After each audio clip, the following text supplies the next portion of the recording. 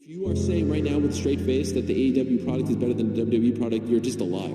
You're just an absolute liar. To win, the most important thing is to win Booker of the Year, a made-up award from a guy that likes him anyway, and he's going to be the winner to begin with because there are no other bookers anyway. I'm serious. I'm not going to sit back and take this fucking shit. Even after all this chaos, you don't want to believe the stuff that's coming out. You are just lying to yourself. Deep down, you know it's true. It's just because you are so much die-hard fans of AEW and you hate WWE with a passion, you are not able to accept the flaws of AEW. How did AEW exactly get here? How did it all collapse all of a sudden for AEW? Let's look at 5 particular reasons which has led to the total collapse of AEW, which is happening right before your eyes. I'm the owner, chairman, president, CEO, founder, booker, head of creative.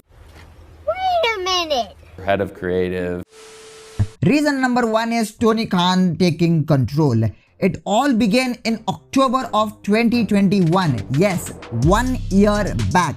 All the booking power from the EVPs had been snatched away, and from October of 2021, it was Tony Khan taking over the booking and creative decisions. Not that he was not booking those shows, but the EVPs were doing a majority of the booking, like the Young Bucks handling the tag division and Kenny Omega handling the women's division. It was sailing smooth. There were good storylines, the shows were really good, but it was not reflecting in the numbers, and that was probably the only possible issue. So what did Tony Khan do? He took away all the booking powers from the EVPs, and essentially the EVPs were just there for namesake and as a talent. Since the switch, AEW shows have been rather boring. It's just putting random matches together, making no storyline sense. Reason number 2 is bloating the roster. The pandemic period was the time WWE fired a lot of wrestlers, but there was one company they kept on adding wrestlers to their already star-studded roster, and that was AEW, and that was Tony Khan. I mean, listen to this old Tony Khan interview where he explains the possible downfall of WCW. If you look at the problems, you asked me earlier about WCW, if you look at problems that led to possibly what the demise of WCW was, I think one of the major issues was that they had a very large roster with a lot of people making a lot of money, and a lot of those people were really good. If you were just to like try to chop down the WCW roster, you'd be making some like really tough decisions. I know what you're thinking, and I think the same. It's ironic enough. What Tony Khan said in the interview with Chris Van Vliet was 100% correct about WCW. But isn't the same happening with AEW recently? They have a really very large roster. Few people have been paid a lot for their services in AEW, which includes CM Punk as well. More on CM Punk in a bit. They don't have multiple shows. They have not done a brand split like WWE where different guys can perform in different shows exclusively. AEW Dynamite and AEW Rampage are not at the same level. I mean, Rampage is failing. That's for a whole different video. I mean, like this video and comment down below if you want to see why AEW Rampage has been an utter failure. I am working here without a contract. I'm not even on payroll anymore. I'm working here on a handshake deal. Let's jump to reason number 3 now. Tony Khan and Cody Rhodes having creative differences. Let's come to 2022. Rumors began to float that Cody Rhodes is unhappy creatively. Heel Cody Rhodes would have been a completely different story in AEW, and probably he would have stuck with AEW. So him deciding to leave AEW, the company which he started, it was a big decision which he had to take. So eventually Cody Rhodes left AEW, he rejoined WWE by returning at WrestleMania, and the rest is history. The damage was done. Cody Rhodes leaving AEW was a major blow for AEW, and Cody Rhodes left just at the right time. Just when I thought, okay, Cody Rhodes has left, but AEW can survive without him, we have CM Punk to steer the ship towards success. Well, I was wrong. I appreciate it, Nick. I'm sorry if I'm a little snippy. I'm hurt and I'm old and I'm tired. and I work with children. And that's reason number 4, CM Punk. CM Punk feuded with Hangman Adam Page, and apparently Page ruffled a few feathers of CM Punk. He mentioned something about Colt Cabana on live TV. Punk didn't like this, so Punk decided to teach him a lesson. So later on a Dynamite episode, CM Punk out of nowhere called out Hangman Adam Page when Hangman Adam Page was not there backstage. I mean, even if he was there, it happened so quick that no one was able to respond because it's live TV. And this was the first issue of CM Punk, and it doesn't end here.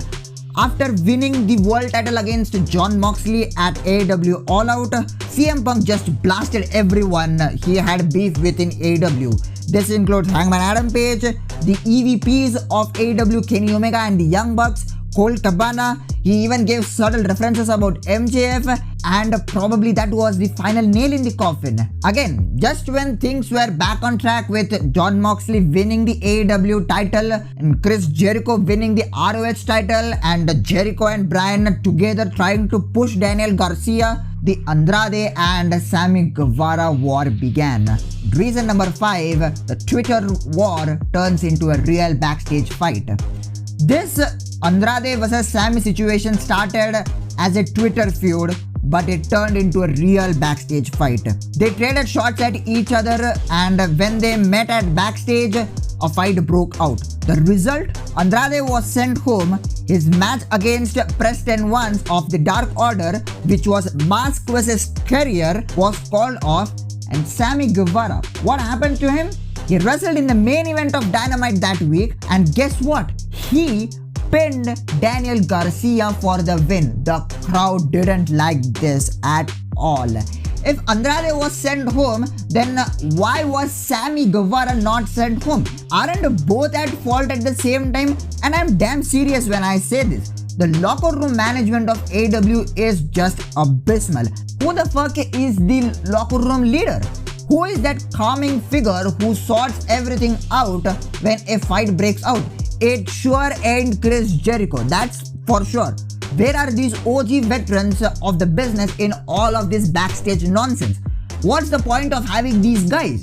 And in spite of all this, we the fans are not ready to blame Tony Khan. And what did Tony Khan do in all of this chaos? Well, nothing much. Listen to what Ariel Helwani had to say about his interview with Tony Khan. Look, whatever I'm going to say here is going to piss off the AEW supermarks. But I'll just say this. One of the most frustrating and, to a degree, not so fun interviews of my career.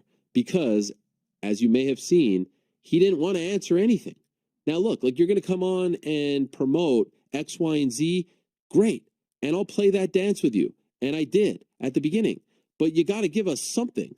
To not even tell me like how you were feeling. I'm not asking for specifics on, all right, fine, I asked, is Punk gonna wrestle for you? Is he coming back? You don't want to get into it, fine. But just tell me how you were feeling. Give me something. And in all of this, Tony Khan wants to make a full-fledged run, and he aims to win the Booker of the Year award from Dave Meltzer. Yeah, he said that. The bottom line is very simple.